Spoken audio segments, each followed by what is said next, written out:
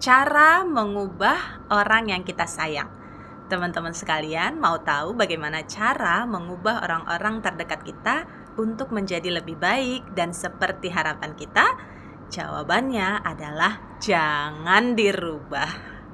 Lucu ya, teman-teman sekalian. Kenapa begitu? Kenapa kok malah jangan dirubah? Saya kan pengen mengubah pasangan saya. Saya kan pengen, Bu, mengubah anak-anak saya. Saya pengen mengubah staf, karyawan, orang-orang di sekeliling saya. Kok jawabannya malah jangan dirubah? Gitu ya.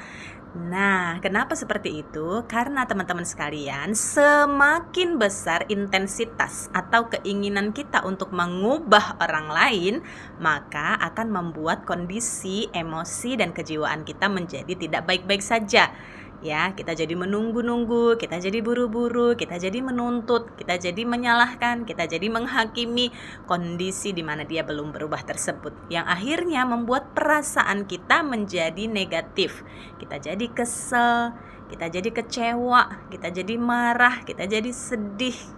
Ya, nah kondisi emosi inilah yang akan membuat nantinya respon kita dalam menyikapi perubahannya ataupun sikapnya menjadi tidak tepat. Harusnya kita ketika ingin mengubah orang-orang di sekitar kita sifatnya mengayomi, mengasihi, penuh cinta, tapi karena masih ada dorongan dan keinginan untuk mengubah mereka yang membuat perasaan kita jadi tidak baik-baik saja, inilah yang justru akhirnya menghambat perubahan itu sendiri.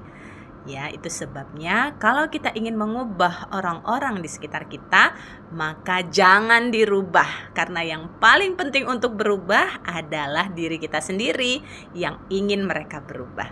Jadi rumusnya, kalau kita ingin mengubah orang lain, ubah dulu apa yang ada pada diri kita. Apa itu pikiran kita? Yaitu kita menerima dulu kondisi mereka saat ini, karena ketika seseorang merasa diterima kondisinya saat ini, dia akan merasa berharga, dia akan merasa dicintai, dia akan merasa diterima, dan itu akan mendorongnya untuk menjadi versi terbaiknya.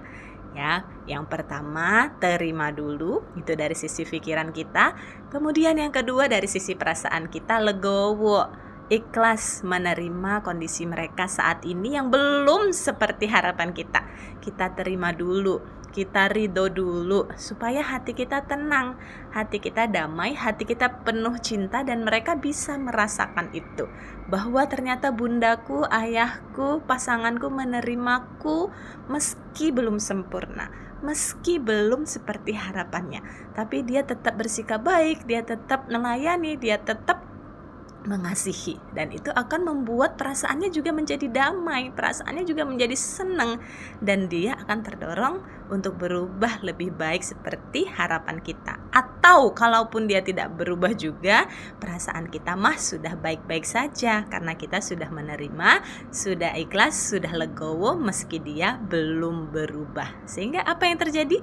Relasinya akan harmonis, relasinya akan membaik, hubungannya akan sehat.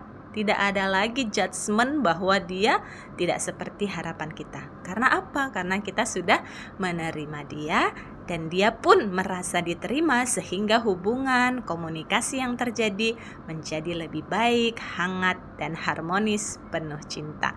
Maka kalau kita ingin mengubah orang lain, rumusnya jangan dirubah, dan yang perlu dirubah adalah diri kita sendiri. Maka itu akan menjadi lebih mudah dan penuh berkah.